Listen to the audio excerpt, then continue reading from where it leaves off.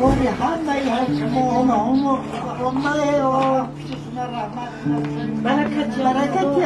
سلام علیکم مردم دست خیر. ما تصمیم گرفتیم که در همین ماه شریف رمضان برای 200 اویله امروز خوراک تقسیم کنیم. اویله کمبیزوات، معیوبدار، یتیمدار.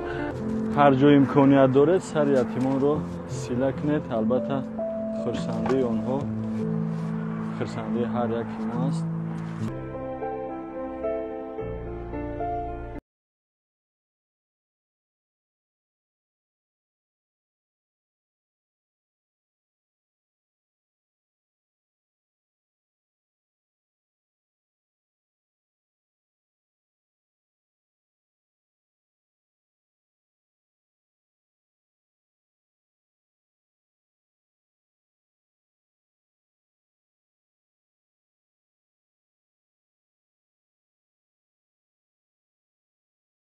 همه اپای ما را دستگیری کرده. خداوند یک تاشون همه 1000 گردونه و خدا در عمر کارشون برکت در کسب کارشون برکت. الله